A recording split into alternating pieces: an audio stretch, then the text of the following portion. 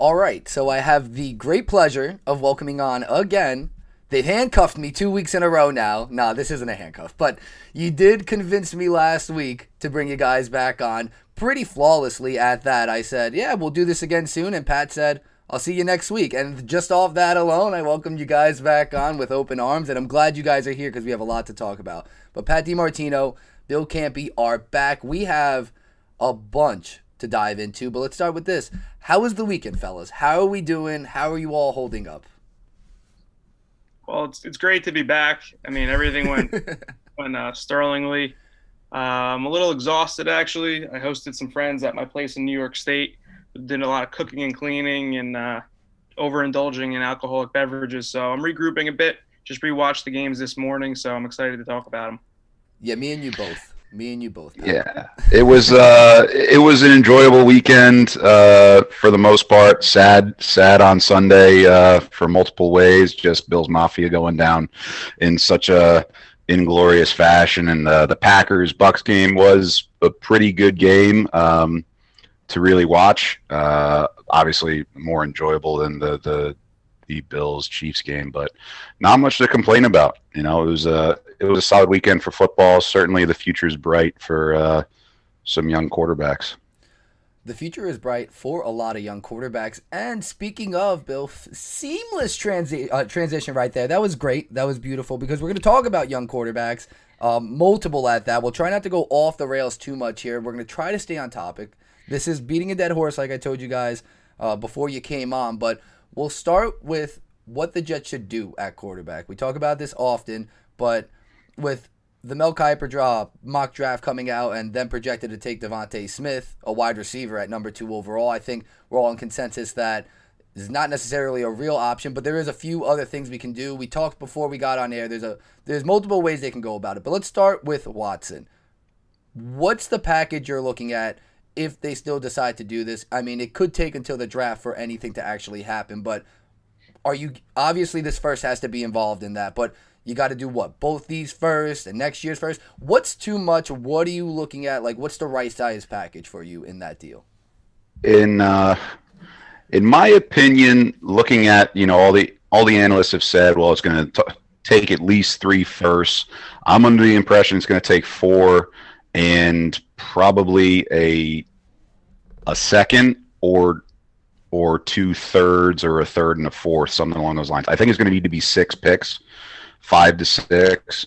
It would need to be the number 2 this year, the number 23.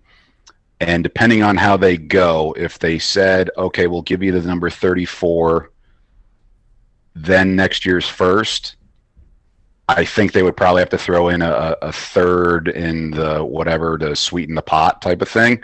They maybe could avoid giving a fourth first. But I think it's going to be the second, probably the 34th, next year's first, and the following year's first. I think that's the starter. And they would probably throw in, I think, a future third for next year. And that would be the most I would go. If they're asking for any more than that, or roster players like Quinnen Williams or anything like that, it's not worth it at that point. Deshaun Watson's a top 5, top 6 quarterback in this league. He was stellar last year on a team that was, competitive, but obviously undermanned. He doesn't seem to be enjoying what's going on in Houston, but you take that with a grain of salt because, we're not there and we're not even in Texas to talk about it. I'm sure that they have all the ins and outs as fans and what have you in Houston radio, but it's something that seems to be repairable. Would it be something that the Jets should absolutely look into? I think they should. It's not something that has happened very often. Actually, last night I was just trying to figure out if there's a comparable situation in the history of football, of the NFL, and the only thing I could really think of in terms of compensation was the RG3 trade, and we know how terrible that trade wound up being. But in general, that RG3 trade, it was. Hold on, let me pull it up quick. But the RG3 trade, I believe, was two firsts, a second, and I'll pull up the exact thing. But obviously, it didn't end well, and in my worst case scenarios, the only thing that could make me think that going Watson and doing something like this would make it not worthwhile would be, him possibly getting injured and not being the same. But other than that, though, he's a proven commodity, so you probably have to bump it up. So the Redskins the Washington football team gave the Rams the number 2 pick, and the Rams received the 6th overall, a second round selection, which was 39th, the 2013 first, and the 2014 first. So 3 firsts and a second for an unproven rookie at that point in time in 2012. So you're going to have to bump it up, probably, I think, another first in order to secure that. So 4 firsts and a second, I think, gets it done. Is it worth it? I'm under the impression it is. Am I sold that it's going to happen? No. Well, fair enough. So we keep talking about it. Right now on betonline.ag, the Jets are even locked. I mean, they're the outright favorite. I think it dropped down probably closer to 3-1. The Dolphins are sitting at 4-1. It looks like it's a 2-man race right now, but I think after all the news dropped that the Jets, became the emerging favorite for him, obviously they locked things up because it seemed like they were really mounting steam and things like that might happen. But I'll toss it to Belly here. For you, I mean, from the Jets situation, there's obviously a lot of young quarterbacks you see in this draft that they could possibly just take at number 2 and just settle with that. Obviously, they still have Sam. But for you, is it worth mortgaging all that? Is it worth doing all that? Of course, Deshaun's the player. He is. But would you much rather do something else like draft a younger quarterback at 2 or maybe later in the first and then kind of structure your team that way? I mean, me personally, that's probably the direction I would go in. It's impossible for me really to analyze what's happening inside that room. I mean, I think about it this way. If Deshaun Watson, in the eyes of Joe Douglas, Robert Saleh, and Mike LaFleur, does he fit everything in their criteria to a T that coincides with the vision they have for this football team? Is he the perfect piece? If he's not the perfect piece, I'm not going to, mortgage so much draft capital for the next 4 to 5 seasons. Also, how much do I like Justin Fields? How much do I like Zach Wilson? How strong am I?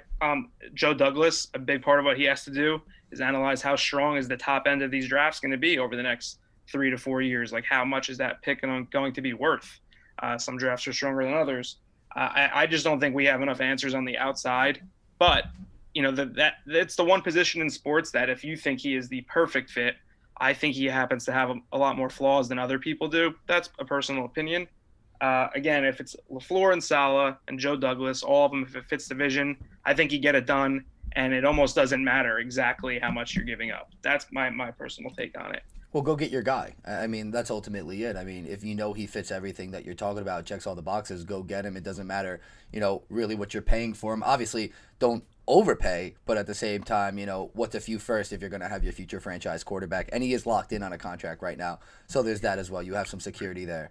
You don't have to exactly negotiate an extension. I wanted to talk to you guys kind of about where you're at. Obviously, mock draft season is among us. So I addressed it on this podcast 2 weeks ago, how I knew the Jets would be linked to Smith. Obviously, it's hard not to when you have a receiver who won the Heisman. The Jets have so many needs. Why would you not take someone like that at best player available? But I think they have a million other needs. Obviously, they need weapons for Sammy. But, again, you're tied to Watson. You're tied to other quarterbacks. It doesn't seem like getting Sam Darnold weapons is the must-need on this team right now. I don't see how they pass on Sewell. But what are some of the younger quarterbacks? And we had this talk beforehand, so I kind of know where to gauge you guys on this, but who are you higher on than most? I know Pat has some people, but we can start with Campi. Campi, who are you looking at out of this draft in terms of quarterbacks that obviously, aside from Trevor, some people aren't necessarily talking about? Well, before we even get to that, I agree that Sewell, I think, would be the best pick at 2. I tweeted that out actually initially once the Jets got eliminated, and then I started watching this guy called named Zach Wilson from BYU, and I redacted that pretty quickly. So I'm in the camp of if they take Sewell, that's great. And if they take Wilson, that's great. I think those are really the only two people they should be looking at, personally, 4-2. And if you don't like, or if you're not in love with either of them, you trade back and what have you. But the whole Devontae Smith thing first, you do not take a receiver in the top 5 unless they are a freak. All right. They need to be Calvin Johnson-esque, something of that nature. They can be, Devontae Smith, won a Heisman, was unbelievable, is going to have, I think, a successful professional career. But the idea of taking a guy that's 6'1", 200 pounds as the number 2 overall, I just don't see the merit in it. You can find guys like that, not necessarily on the same, talent level, but you can find guys like that really every year that fit that mold of a receiver. You don't find guys that are 6'5", 6'6", and can, are Megatron or anything like that. Those are guys that I think you take top 5 and take a shot at them. You got to go with a more valuable position. What's more valuable than, not more valuable, but probably just a tier below the 2 positions are edge rusher and offensive lineman. So if an offensive line play in the NFL is brutal on a lot of different teams, and you already got Becton, if you go with that, another mountain and bookend with Becton and Sewell, and you can move Becton to right tackle, you can whatever. That's a hell of a way to help Sammy out. Yeah, it's not the sexy pick because it's not a receiver, it's not a quarterback, but it probably is the right play if Saleh and Douglas are going to put their faith in Darnold. Now, if they didn't feel that Darnold was the guy, I'm under the impression for the second part is Darnold's up for a contract. They got to figure out if they want to keep him and give him his 5th-year option. And now you got to figure that out by May. So if you want to turn the clocks back on the cap, well, it makes sense to take Zach Wilson and just re-up the quarterback position, not only because he I think has a better skill set, but also you get to, remove that contract extension from Darnold. You can trade him, get some type of asset, probably a 3rd at best, and then you restart with Wilson, who's got, I think, again, a better skill set. So there's plenty of options and valuable options, but it does have to do a lot with just what Saleh and Douglas feel is the right direction. So that's the perfect segue to Pat, because both of you guys are higher on Zach Wilson than, well, Mel had him as the second quarterback off the board. So I guess this is more news to me because this is kind of not what I saw exactly panning out when you looked at everything preseason, just kind of how everything amounted. But I guess the stigma of Ohio State quarterbacks live on. So, Pat, tell me what you like about Zach Wilson so much and just, what could he bring to the Jets if they did decide to take him at number 2? Well, I watched every BYU game from start to finish, and he was the best player in the country this year. If you like Patrick Mahomes with a B arm instead of an A arm, then you like Zach Wilson. That's my best comparison. He ran an intricate offense, under center a ton, a lot more than college kids typically are. I think Fields is more of a pure spread guy. I think Zach can do it all. I liked a lot of – first of all, I liked his progression in his career. He's also young. He's not one of those BYU guys who's already gone on like a mission and he's like 26. The Dolphins drafted John Beck years ago in a spot like that, was supposed to be the savior. So Zach's still a young kid, but he has big aspirations. I heard him in the offseason say he studies film on Mahomes, on Rodgers. He wants to be great. Like he's got some swag to him. Very gifted player. To me, he's the clear quarterback too. I actually think he's the best quarterback in the draft. I know that's a bizarre statement. Devontae Smith, to me, is not even the number 1 receiver. So if you're going to go that direction, like Campi said, if they think Darnold is worth another year, then you have to take the tackle. I mean, I haven't really broken down a lot of tape yet, but based on what all the O-line guys are saying, Sewell is the real deal. So that's the direction I would go if I'm going to hold off on QB. But I'd be very surprised if Zach Wilson doesn't end up in New York. So luckily for me, I mean, even with the tape, you don't have to worry too much about breaking down Sewell's tape, because if you broke it down at all the year before, there's no new tape to break down. So it's pretty much the same player. You're looking at the same thing. So at least I'm rolling off that. I remember from last year. But I think you guys made a lot of good points. I saw Zach Wilson play, and I think you're right. It's interesting to me. It's interesting to me because now I want to know how far does Fields fall? Because there's a lot of hype around Trey Lance, who is also a guy that didn't play all this year. And I want to see, I think that's another big draft storyline. I kind of want to see how all the people who took the year off and kind of redshirted this last COVID year, even the Jamar Chases of the world, how many of them stay inside that top 10? And even for Smith, maybe Smith's stock did get benefited from the Heisman, or did he win the Heisman and he still goes behind Chase, which I think should happen. I think Jamar Chase is the better of the two, but I love draft storylines. It's great. And then I just can't wait for the one guy to smoke a bong before the draft starts and his stock falls and he falls into the mid twos and it's just like, what happened? And it's great. There's nothing better than seeing kids' careers start right before our eyes. I really think that this receiving class is on par, if not maybe better than last year's. Yeah. There's a lot of depth, I think, with the receivers. Between obviously when you have top two like Smith and Chase, you're probably got two guys that, you probably take both of them over, Ruggs and so on from last year. And then Rashad Bateman, you can't sleep on him. He's a guy that sat out, a little bit bigger body. I think that you'll see a few receivers obviously go off the board in the first round. There is no merit in taking a guy that isn't just physically gifted to the sense of, just a matchup nightmare in the top 5. I also think it's nuts because right now they have 3 receivers going in the top 10, and that's pretty much what happens every year in these mock drafts. They had it last year, and then it doesn't necessarily work that way. You'll see them, kind of shoot off the board rapidly after each other in the mid-teens, and the Giants are going to be in a ballpark of that when they pick at 11. But they were projected Kyle Pitts. I've been beating the drum for that, but if they do that, we have to see what happens with Ingram. A lot of people Bleav they might keep the 2. We'll see.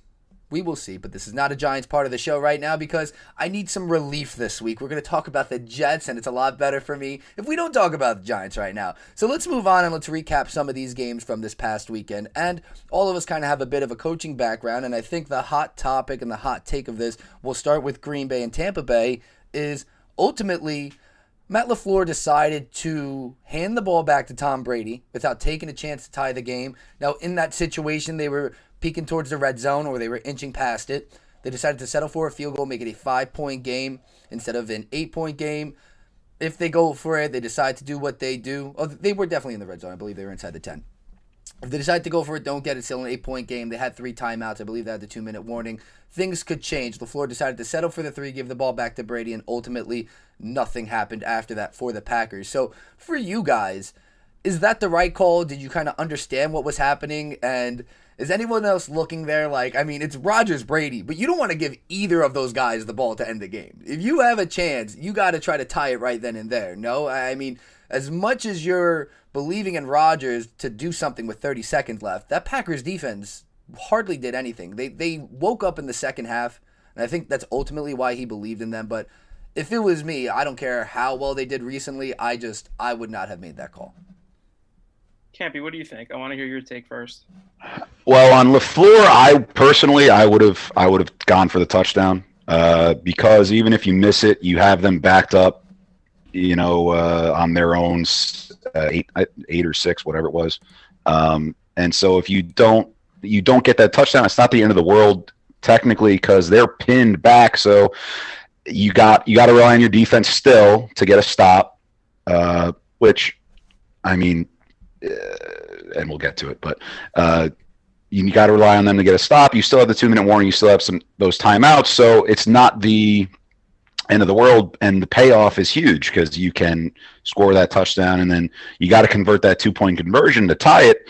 But you're in a better position, I think, going for it for that 4th down. I think in theory, LaFleur almost pulled it off.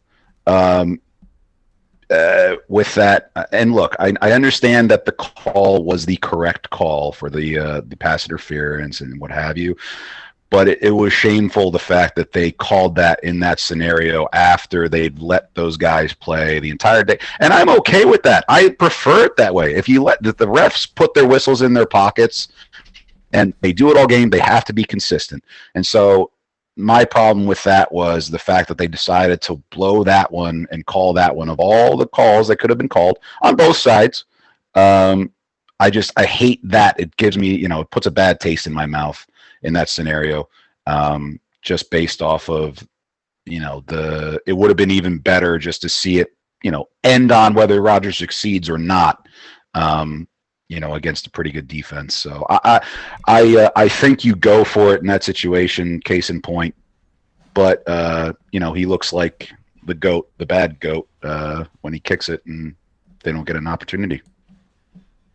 Yeah, I was kind of disappointed when that situation even arose in the first place, because I knew that would be the talking point. I knew that would be all the buzz on ESPN.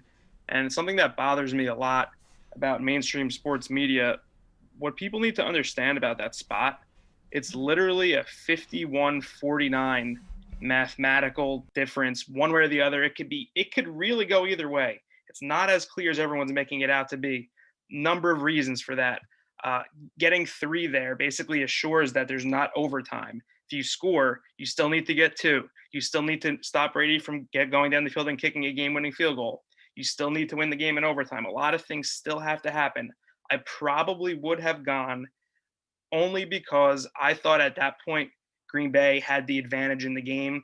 Both safeties were out for Tampa Bay. I liked my chances in overtime. They kind of were running out of answers. So I would have went for the tie right there and, come after him defensively and tried to get a stop. But I really don't hate either way because the math is very close. It's like professional poker players all the time. They get hung up on breaking down these micro close spots that are life and death between winning or losing the tournament.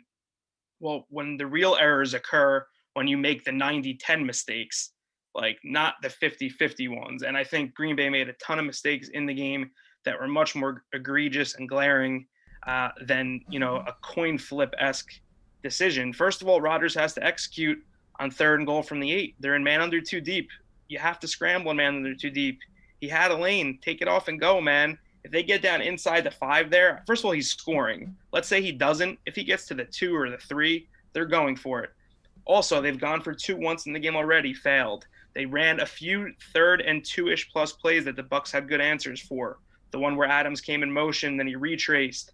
They traveled with it, then they bumped it. Like, they had Green Bay a little bit stumped in those 2-point conversion type down and distances. So, I don't know. I think a lot still had to go right had they gone for it. And at the end of the day, they just didn't play well enough to get the job done. He absolutely should have scrambled, and he would have had it. I mean, I don't know why he forced that ball, and it's very uncharacteristic of Rodgers. But I think it all ties in because to what you were saying, the Bucs D, despite being shorthanded there, played really, really well. I have no idea what happened to Aaron Jones. I don't know where he went or why he just played the way he did. I know he got hurt, but it didn't seem like that. The body language was kind of telling me something different. So that was a big factor. But the Bucs forced an interception on Aaron Rodgers, and might I ask, a really impressive interception at that. So I wanted to tie this with the fact that Brady didn't exactly kick the doors in the second half. They left room for the Packers to come back, but this Bucs D did enough to get the job done. That was my big takeaway from the Bucs. We talked about this. I know Pat highlighted it a lot when we were both on the Bucs. This was the win I had. I know Pat ended up 2-0. Campi, you ended up 0-2. We didn't harp on that yet. We can touch on it before we get to the Super Bowl, or I just mix it in right there so now the people know. But we were on the Bucs, and large in part we said was because the defense was a difference maker in that last meeting, and it proved to be the same thing this time around. For you guys, what stood out most for you on the Bucs side of the ball? To be fair to Aaron Rodgers, that pick, if the refs called that last one like they did, that should have been a penalty too.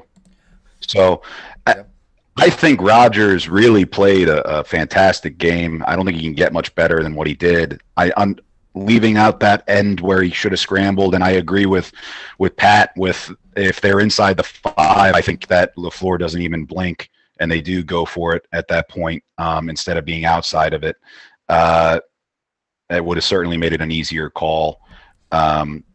But when it comes to that defense, they were opportunistic, right? They had the injuries, right? Antoine Winfield didn't play. I thought that was a huge piece. And then Whitehead goes out after he's chalking, taking bodies and taking Aaron Jones' soul twice in that game. You certainly felt his absence as the game went on. The offense clearly ran out of answers for the Bucks. The first half they were on fire. The couple of key things for the Bucks to have won that game, the fact that they were so efficient in the on third down in the first half made that lead very close to insurmountable. I mean, they were 7 of 10 on third down in the first half, and they were 4 of 7 on third plus 7.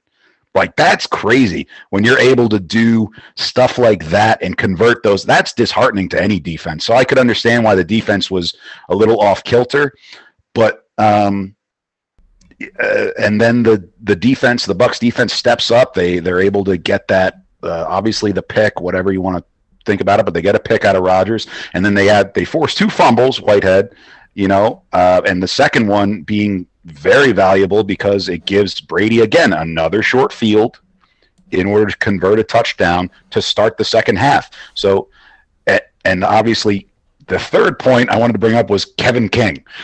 Kevin King was brutal in that game, and it looked to me like zone to end the half. I don't know what technique he was doing. I don't know why he was so caught up in just focusing on the backfield like they're going to dump it off. And look, you can't, cut your nose off to spite your face in that situation. You got to peel back and keep it in front of you. You can't give up the big bomb and be down, and give them another 6 points. You have to play for the field goal there.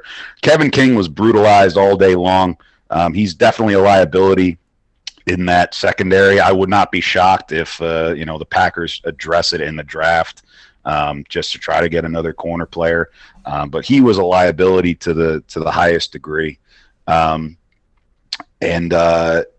saw that play was a huge deal, and that fumble to start the second half, huge deal. I think those are the 2 plays that really win the game for the Buccaneers because their offense clearly faltered in the second half. Can't be without a doubt. I think a big talking point too for me before the week was exactly that. It's just that not only did they have to generate those turnovers, whether it was from Rodgers or Aaron Jones or whoever, but they turned them into points. And it was a big part of why they were able to beat the Saints. They got those turnovers and they didn't settle for field goals. They were able to capitalize and turn them into touchdowns. And that end of the half touchdown was gigantic. There were seconds left. That's a blown coverage, almost a borderline Hail Mary when you really look at it and take a step back. I mean, it was just a heave, a prayer, and Scotty Miller ended up in the back of the end zone. Great ball, too, but a turning point. And another thing I wanted to get on, and Pat, feel free to take the floor, but Shaq Barrett. I've been riding Shaq Barrett all season, and I've heard from even Bucks guys that he hasn't been the same player. I'm a guy for a gamer. You talk about a gamer. 3 sacks, 4 QB hits. I mean, tackles for loss for days. He put on for the Bucks. And for all the guys and for all the reasons that the Bucks had, a thin defense, Shaq Barrett was a guy that I think some people forgot about, and he made sure you remembered who the heck he was. Pat, please feel free to jump in. Yeah, the Bucks ends played great. JPP had an excellent game. Both Packer tackles played really poorly. I think everything came to fruition like we talked about a while back. When Bakhtiari went down, that wasn't going to hurt them against the Rams because the Rams do not have the same type of vertical edge rushers, that the Bucks play with. So that they definitely got exploited big time in the game. Those were most of the one-on-one wins came from. I want to talk about the King situation quickly before I sort of recap the Bucks, if you don't mind. So that was cover 3 for sure. Do your job, right, Campi? I'm sure he's probably thinking, let me get greedy here. They're going to throw a speed out. Let me make a play and take this thing to the house. Because I thought Tampa Bay was going to try to complete something for 5 to 6 yards on the sideline to set up a field goal. I'm sure that's what King was probably thinking too. The call was cover 3. I don't like the call by any means. Trust me. I would try to be in some sort of outside leverage man with 2 high, sort of like a cover 1, but only rushing 3. So I could play 2 safeties, tackle him in bounds, a half's over. So I didn't like the call from Mike Patton, but King clearly didn't do his job. You can't get beat and be deep in cover 3. It's just inexcusable. I thought early on in the game, the Bucks stood out to me defensively in terms of their pursuit and just their effort. Their tackling was really good. Whitehead was flying around. They were just getting multiple hats to the ball. Even their missed tackles were still good misses. They were missing with the proper leverage and limiting yards after contact. David and the other kid are just playing on White are playing amazing at linebacker. I mean, my God. But you could tell. So it was a chess match all day. Every time they blitzed, when they were in zero, at least one or two corners got smoked. Every time. The throw didn't always get there, but you could tell they were trying all they could to not play zero. Every time they were in zone. Unless the pass rush got there, Rodgers eventually found the open guy, especially when the safeties were out. By the end, the only coverage they had was man under two deep. They ran it like crazy. They ran it in the red zone. And to me, Green Bay not having the answer to that was a major indictment on LaFleur. I thought they needed to get some quarterback run game going, maybe some gap scheme stuff, a little more creative than just playing backyard football. I thought they did a poor job there. Bucks offensively, the interceptions were technically the correct read. Evans didn't win outside leverage on that corner route. Also, that was Tom's worst ball other than the Godwin overthrow. He kind of left that inside that needed to be over his outside shoulder, out of bounds, if anything. And then the fade to Evans on a really well-disguised slot blitz. They obviously were in play action. Green Bay happened to dial up a perfect blitz call. Brady didn't have enough time to set his feet and heaved it up. That's the hot route. Throw the fade. Hopefully he throws it out of bounds or Evans can make a play. Just got underthrown. Unlucky. But I did think Tom was incredibly sharp in the first half. Locked in. Balls were on target. I think that gave the team a lot of confidence in the first half. He played really well. You mentioned they were not getting ahead of the chains. They were executing on 3rd and long over and over and over again. And I think that they sort of did that was a team win. Every side of the ball did enough. Mickens was really good on kickoff returns, other than the one where he slid down north of the 2-minute warning. He should have taken 5 seconds off the clock there. But I thought they played well in all phases. They really need this bye week to get healthy, though, or else they're in for a world of trouble. But I agree with that sentiment that you said. It was a team win. I know you're a big Brady guy, and obviously Brady has his reputation, but I think you saw, I don't think when it gets down to it and they play top competition like that, I don't think he can carry, despite having those weapons that he has. He needs assistance, and the fact that he has that defense that's so opportunistic, that's what those short fields. Yeah, you give Brady inside the 10 in the red zone, it's money most of the time. It's tough to defend when you give him that short field or any of those scenarios, especially with the guys Mike Evans, Chris Godwin. I mean, they have weapons aplenty, and if the role was reversed and Rodgers was on Tampa, I don't think the game's even close. Personally, I think that Rodgers probably lights him up and puts a 40 burger or 50 burger on him because he looked sharp. I mean, that's the thing. And I know we have difference of opinion on that, but Rodgers is, I think, the most talented quarterback we've seen until Mahomes is in his 30s, personally. And I think that Brady is the most accomplished. You talked about it where Brady is that leader, that general type, and obviously you see him over my shoulder, and that's my dunce cap since I went 0-2, and he's staring a death stare into my soul, but with his lifeless eyes. But it is just it's something to see, and with how Rodgers played some of those throws, man. Even the one on the pick that he threw, it was right there. I mean, Bunting made a hell of a play.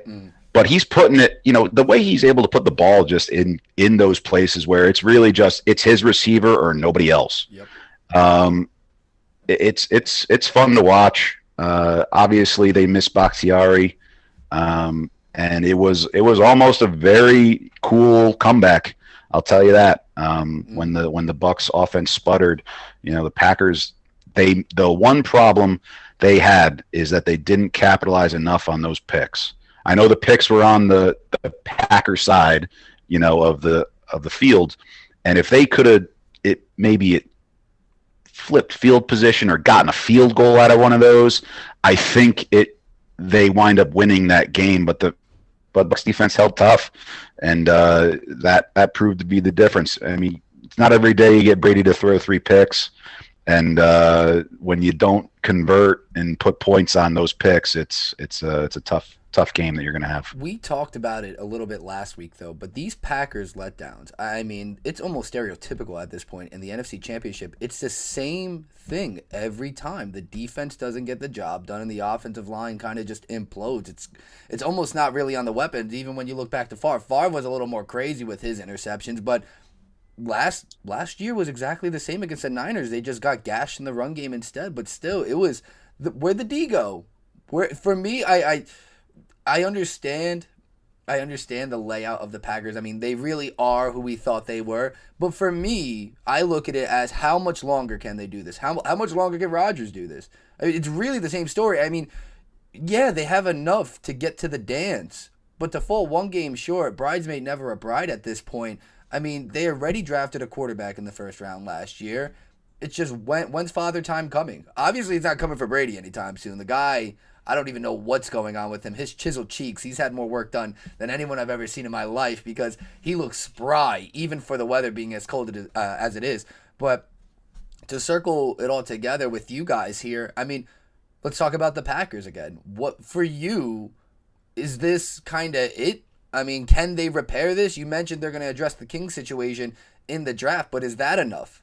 I mean, do they have enough? They got to figure out what they're going to do with Aaron Jones. Can they give him money in the offseason? He's a key free agent. So right now, it's the Rodgers-Adams show, and that's going to probably get you 9-10 wins in a division that seems like they're going to own until Rodgers is done. But for me, I don't know if that's enough to get him to the Super Bowl. I mean, they can get this far every year, but I don't know if they're ever going to cross that threshold again.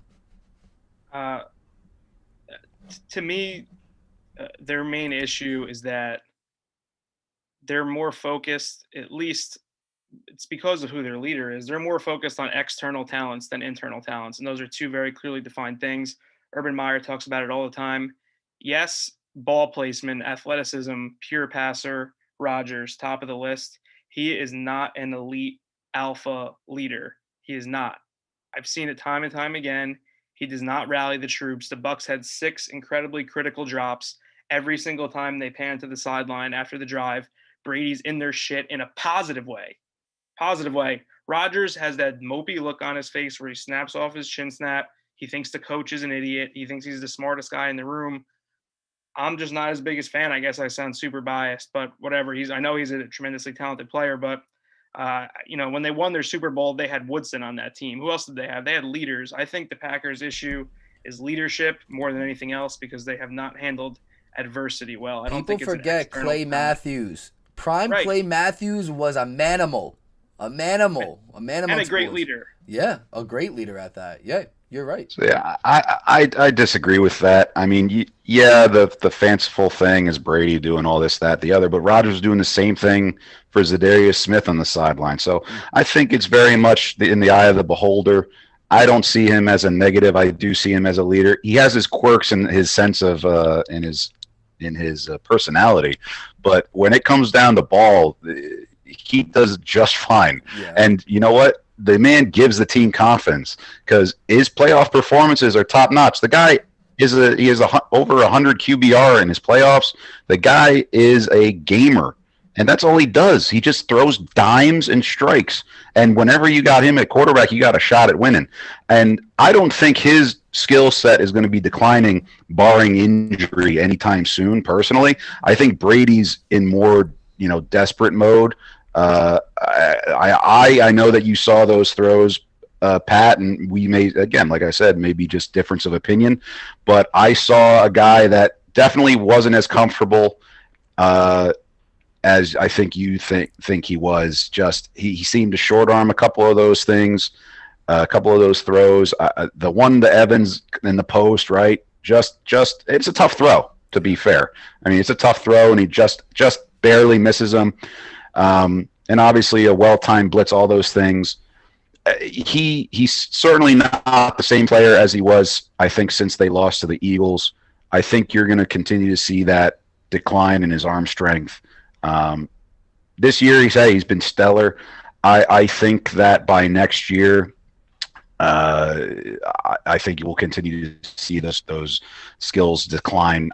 And he ain't going anywhere. Even if he wins the Super Bowl, he'll He's be a back. general, Campi. He's staring at me. I'm looking at him over your shoulder. I feel like he's ready to greedy. lead you guys into war. He's got the eyes of a shark, so he isn't done until, once he eats, he continues to eat until he's pretty much until he dies. So I think you're pretty much gonna have to scrape him off the field at some point when his arm is completely limp. But that ball too to Valdez-Gantling from Rodgers was a thing of beauty in itself. We didn't exactly mention it. It's what he does. In stride, just meets him down the sideline. And it's exactly what you said. Worst case scenario is going to be out of bounds. No one gets it. Best case scenario is going to be in stride and look as beautiful as it did right It's there. amazing. The only other guy that does that is Mahomes. I personally really think just the precision of the passes, and Mahomes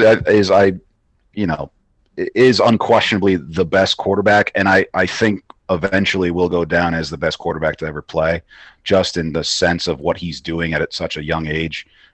Even 10 more years of that, he's going to break every record, and it won't even be close. So we're watching, those two quarterbacks. It was quite a show. Rodgers put a hell of an effort together. I think the Packers defense did everything that they needed to do except succeed on third down. I mean, and the second half they did well enough with the turnovers, but if they cut those third down conversions to half of that, it's a different game. Yep. And I think the Packers pull away. They're there. I think they're there, and they obviously will continue to be there as long as Rodgers is the quarterback.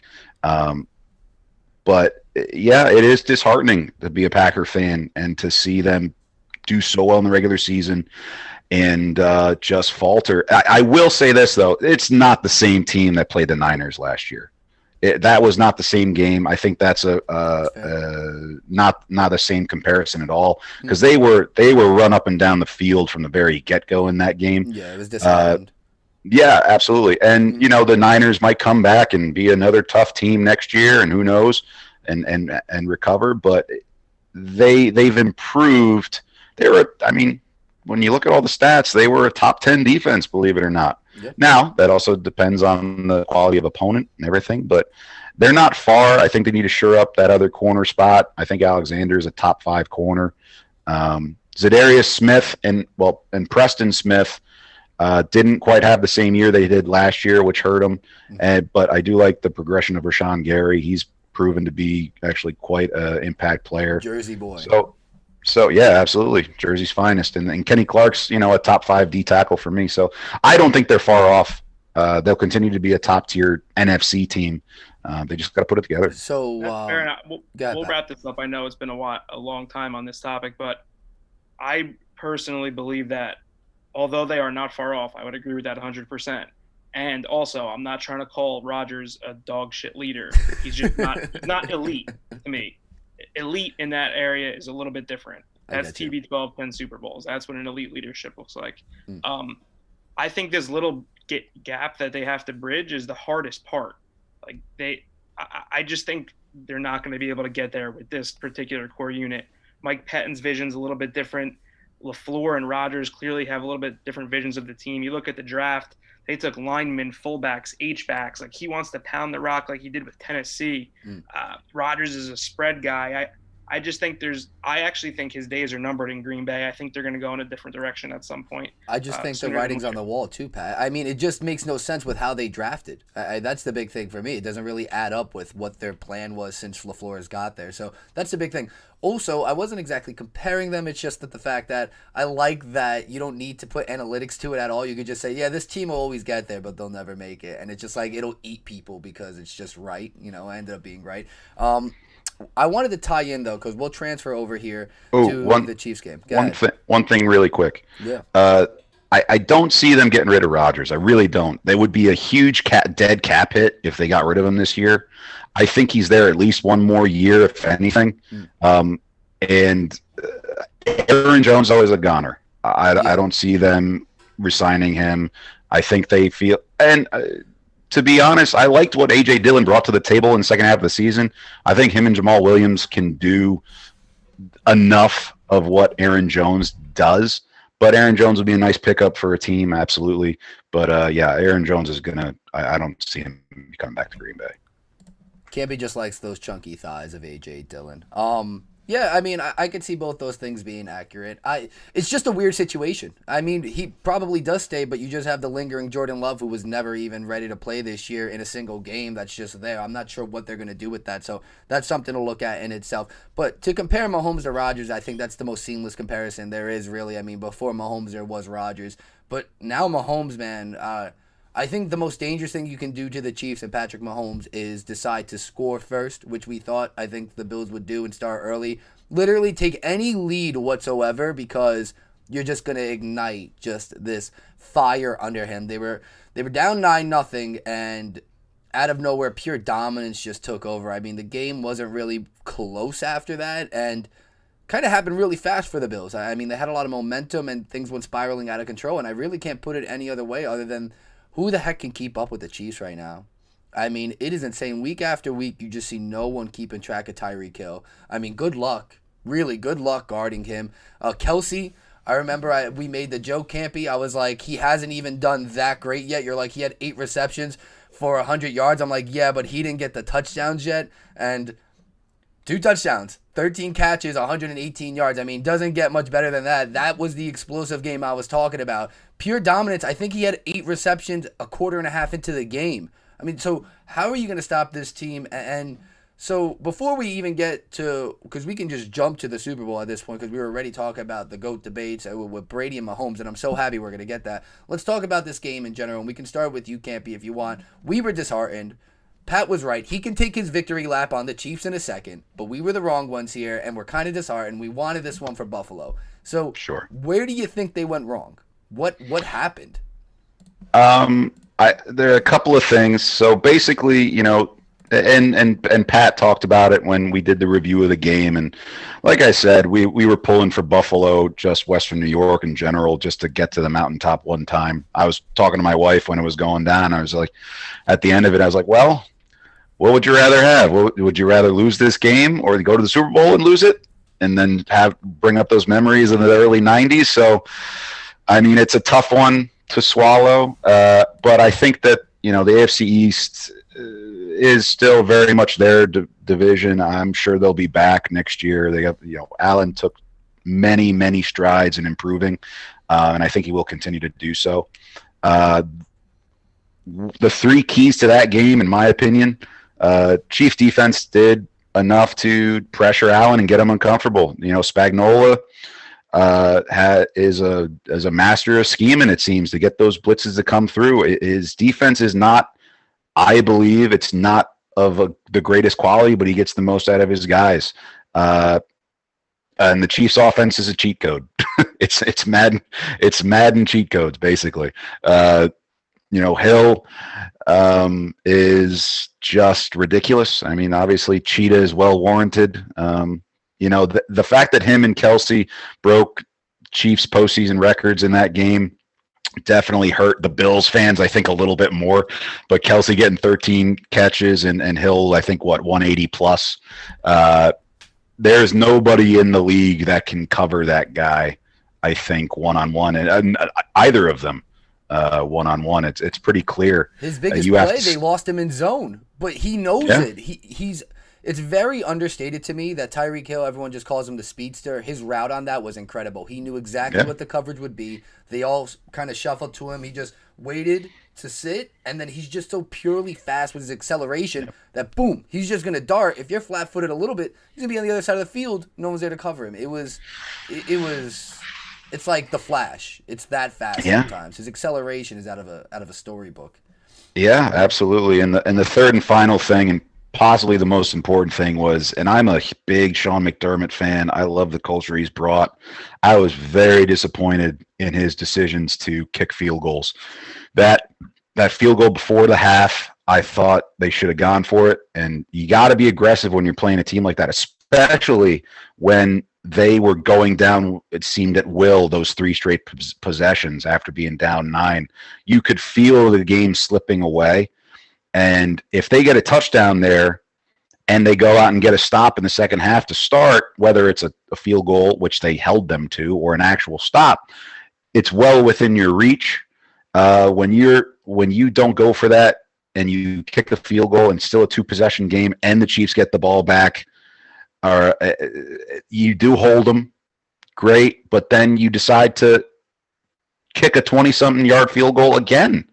And so you exchange those 6 points that could be, if you have the cojones and you're aggressive, which I think you need to be. When you're playing the Chiefs, you have to be aggressive because that offense is a Maserati.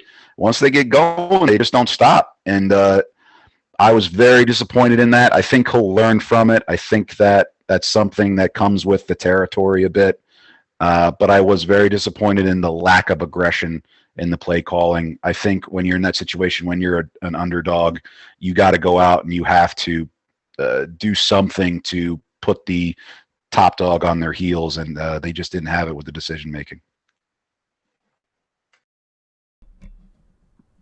I guess this is my turn. Victory lap I don't time. know. Yeah. I mean, the game went exactly as kind of I envisioned, to be honest. You bring Leslie Frazier defense up against Eric Bieniemy. It's bringing a knife to a gunfight. They had no answers. They killed them on anything. They had whatever they wanted, really. It was misdirection. They had the ground game going at times. They had Kelsey. They had Tyreek. They had sprint out. They had reverses. They literally had whatever they wanted. And the Bills defense, undersized, fast. They play tough, not overly technically sound, not the greatest group personnel wise.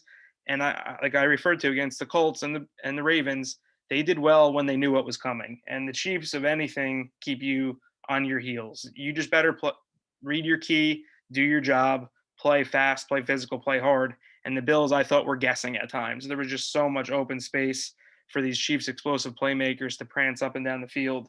It was kind of laughable. I think it was actually very discouraging for the Bills and Bills fans. That is not how I would have wanted this year to end. That's going to be a sour taste in their mouth. That feels like you're like way further away than some people thought. I mean, yes, it's a bad matchup. You need a great running game to counter the Chiefs. You have to take the air out of the football. I've said it a zillion times. The Bills can't really play like that. Their hands were tied. The Bills' offensive line was dreadful in the game. Once you get in 3rd and long against Kansas City, Spagnuolo does a great job dialing up exotic pressures. Tyrann Mathieu was all over the place like he's been for a number of years now. And Josh Allen, I think the Bills played the same game they've played the last 2 weeks, and that's been my argument. Allen would not take the check down. How many 25-yard lost sacks is he going to take and intentional groundings? Get the ball out of your hands. He did not do a good job taking what was given to him. They kind of wanted to force the issue and go for it all. That's his nature. Hopefully that's a learning experience for him and not a trend going forward, because he has come a really long way. But an alarming game for Bills Mafia for sure. Yeah, it was. I think that's accurate. I think it was certainly disheartening for Bills Mafia, but I do see that as it's a progression. If you look at the team like they were last year when they lost to the Texans, it was, I think, in a way kind of similar to that, how it played out. Just Allen being a little careless with his awareness in the pocket and not throwing the ball away in certain situations. It's funny.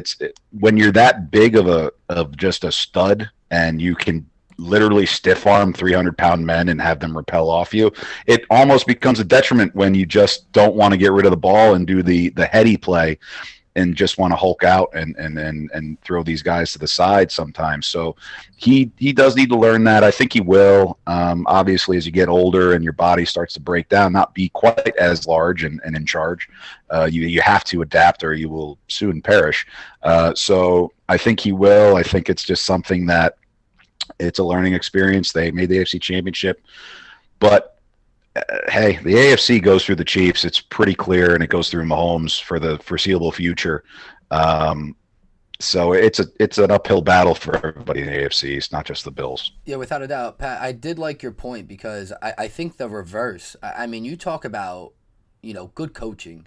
You saw how disheartened Mecole Hardman was off that fumble, caused the only touchdown that they had. They immediately put the ball into his hands, forced it to him on an RPO.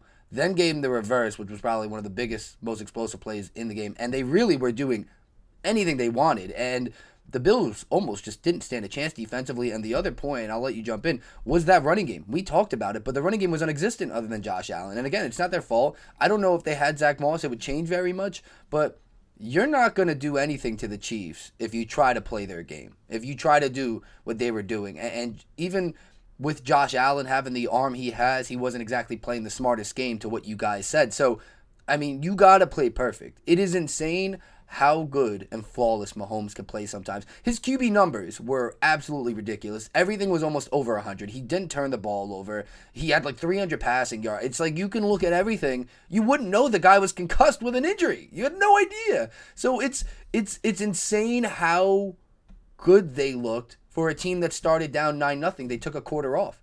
They did all that in 3 quarters, basically. And it's just wild. It looked like the Bills just didn't have the right scouting report there because, I mean, even if they tried to do the running game through Josh Allen, you have to realize that's only going to get you so far, especially when your quarterback is going to be that aggressive and take those 30-yard sacks that you guys were hinting to. I mean, it was too much. Those were killer. Those are drive killers. They were at the 50 at one point. He brought it back to the 20. It's not going to get the job done. Yeah, Singletary had a huge drop, too, at 9-7 down. The Chiefs had just scored to make it 9-7. The Bills would have been in the red zone if he makes this catch. Nance, I remember saying, he heard footsteps from Tyrann Mathieu. Then you see the replay. He was like 30 yards away. So that was not the case. That was going to be a big gainer. That was brutal. He just didn't execute well in big moments. And I guess just one last thought on the Bills in general. I was really high on them coming into this season. I like what they did last year. I didn't love their draft, though, which was kind of the first indicator to me that I wasn't thrilled with the long-term direction. I just didn't see any improvement with this team as the year went on. I think they were like firing on all cylinders in October, occasional, and then they would at times as the season went on, but not with as much consistency. I don't know. I like teams that build and are maybe not, routing teams in week 1. That's nice. The Ravens do that too. Let's build for a championship. NFL 17 weeks, playoffs. It's a long time to be at your peak performance. You notice the last few years now the Chiefs have had their like mid-season swoons, and then they've peaked kind of at the right time. I don't know. I have a little trouble with Buffalo's direction. What's the deal with Dable? Did he get a job or not? He didn't get a job. No, Dable's staying put. I don't necessarily agree with that. I mean, the Bills were undefeated in December. They were going in the right direction. Results-wise, though, I thought behind the scenes, if you peeled the layer back, I did not think they played as well in some of those games. I really didn't. I thought there was a lot of variance to it. I mean, the quality of opponent, you could argue, wasn't certainly the best. I mean, they did beat the Steelers at the time. At the time, they were 11-1. So before the wheels completely fell off. And played a really poor half in that game, too, if you remember. They needed a pick 6 just to get on the board. The Steelers were lifeless after that. I don't know. I think the Bills were a little bit fluffed up because of that light schedule and maybe not playing as elite of a brand of football. Listen, they had a great year. They lost to the Chiefs. I just worry about what is their path to long-term success. They better get this offensive line corrected because they need more balance on offense. They have to. Yeah, I mean, it's funny to look at. It goes against everything you think about when a team goes 13-3. And they lost to the Chiefs twice, and they lose to the Titans and they lose to the Cardinals on a lucky play. But I get what you're saying. I don't think I'm as down on them as you are. I do agree the offensive line needs to be addressed, and they do need to get a consistent run game that isn't just Josh Allen to really take that offense to the next level. Yeah. Defensively, I mean, who knows? Leslie Frazier might not be there next year if he gets the Texans job. So certainly more questions on the defensive side than the offensive side, I would say. Well, I mean, to your point, though, the Chiefs are the AFC right now. And it's crazy how, you think back a few years, it'd be the Patriots. And we can tie it all together because I look at this as the matchup. Let's go to the Super Bowl here. The matchup that everyone kind of wanted deep down. I mean, you want Brady to hang around for a matchup like this. I mean, really, you talk about who's going to be the next GOAT over the next 10 years, at least for this generation, and you got the guy who goes to more Super Bowls than anyone in history. He's at 10 now, which is absolutely insane. Even if he loses, he's above 500, which is crazy. I mean, we're talking about like LeBron numbers. Like, people are going to have to mock him for making Super Bowls. That's how elite this guy's company is right now. But we're getting the rematch. And there's no Patriots to it. It's not Belichick and Brady versus Mahomes. It's Mahomes versus Brady right now. Obviously, we talked about Brady might not be as fine-tooled, but I do think maybe when you think about the defensive side of the ball, he might have a more complete team. But again, you got the kingmaker in Steve Spagnuolo, who's played Brady a few times in a Super Bowl or two, so he kind of has him figured out. So, I mean, there are so many things to talk about in this. I mean, we could speak generally because I'm sure we can talk about this more next week when the Super Bowl is actually upon us. But for me, the thing I'm most excited to see is just Mahomes-Brady. Just to have that conversation. I think if you look at it from any range of sports, you want the best versus the best.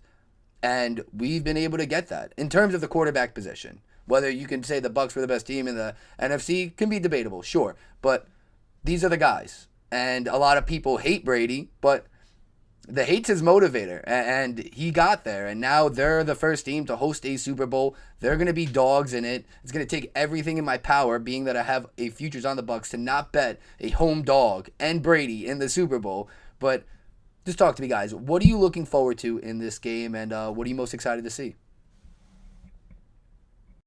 I guess I'll kick it off. We'll get into the game in more detail at another time, but sort of my first impression, I kind of know what I'm going to get between Brady and Mahomes, so I'm always excited to watch them play. But I think the biggest drama to me in this game is going to be the offensive line versus defensive line battles on both sides of the ball. I mean, I guess that's kind of what I gravitate towards anyway, what I watched. But the Bucs defensively did start to mix Vita Vea in the game. He didn't have all his wind per se, but he had some quality snaps. I think he'll be a little bit more ready to play in the Super Bowl. That will help them inside.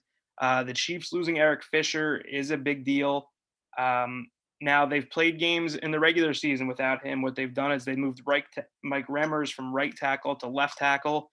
Remmers was an amazing pickup for them, by the way. Because once Tardif opted out before the season started, tackle is a critical position in the Chiefs' offense, and they kind of didn't skip a beat there. So if they can get Remmers over to the left side, they played this kid Wiley. They move him to right tackle. His one start there was against the Saints. He did well enough. He got bullied a little bit. But I think the Bucs defensively do have some favorable matchups along that line against the KC O-line, which is critical because you cannot, under any circumstances, play one high against Patrick Mahomes. It has to be too deep. There has to be disguises. We can't play a heavy box. Please, God, run the ball because we have to bracket Kelsey and we have to bracket Tyreek Hill. We can't run with them. If the Bucs don't get Whitehead back, Winfield looks like he'll be fine. They really do need Whitehead. I think the Bucs, my initial impression, need all their guys to get healthy to really have a realistic shot in this game because they do have some paths to success, like I said, on the defensive line. They have speed at linebacker, which will help against the Chiefs' running game.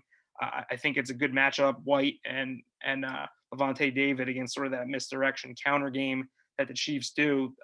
That I think the Bucs will be okay with. But injury reports are going to be huge. We got to kind of wait and see a little bit. That's my initial impression on the Super Bowl. What do you think, Cam? I think you hit it on the head with the Eric Fisher going down. I don't think he's the greatest left tackle by any stretch, but just that bit of consistency is you want to have with your offensive line. I mean, Bakhtiari is probably the best left tackle in the game, and that Packers offensive line performed quite well, but you saw that he was sorely missed. So Fisher being out certainly could have an impact. JPP and Barrett if they come to play like they did in the last game. Now, for me, right, you got to take the matchup they had during the regular season with a grain of salt. I mean, Hill had, I think, 200 yards in the first half or something of that nature against, I at the time, was a completely healthy defense other than Vita Vea being out. So it's clear that the Chiefs can score on this defense, and that first half, they seemed to do it at will, but the Buccaneers defense rallied in the second half, and the offense was able to chip away slowly at the Chiefs defensive side of the ball in that regular season matchup. I think, my first impressions, if the Chiefs score first in this game, I don't think that the Buccaneers can play from behind, personally. I think that you've seen enough of it from just the playoffs in general. They do better when they're in control. They were behind in the Saints game just a little bit, but you knew that Breeze just wasn't going to be able to hold on to it because he just wasn't the same guy, and that defense was eventually going to make him pay. So I really think that the Bucs need to score first, and it needs to be a touchdown to get them to really be in their comfort zone. And we all know that even though you score first against the Chiefs, it doesn't. I was about to say, matter. Be careful what you ask for. Well, I also think almost my first impression, now that I hear you guys talk, I'm almost excited for whichever team goes up first, because you'll either get Brady on the sideline getting amped, hyped up, at home in Tampa, trying to get the troops going because the Chiefs are having a field day, or you're just going to see calm, cool, and collective Mahomes just say, I got this, and just come back from down 24, whatever it may be. So we might get a really good Super Bowl here, I think, on the other side. It's not the Bucs' MO, but if you just talk about comebacks in the Super Bowl, Brady's been linked to a couple of those. So, I'm really gassed up about that. I'm jazzed up about it. Any final thoughts here? Anything you guys want to touch on that I missed? Yeah, so the first matchup I was actually watching in the Borgata Sportsbook, my first time being down there. So I remember the game vividly.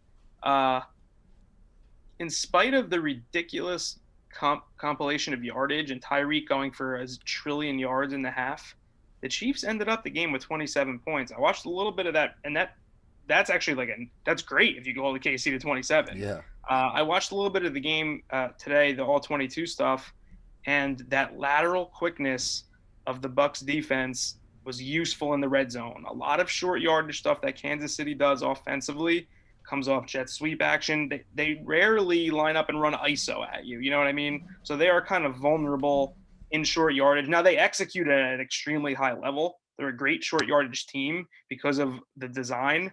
But I do think the Bucs, the Chiefs are going to move it at will. They're going to be up and down the field like crazy. How many times can we hold them to a field goal? And offensively, how many great plays can Tampa Bay make? We can't have 6 drops this week. That was enough last week. That can't happen.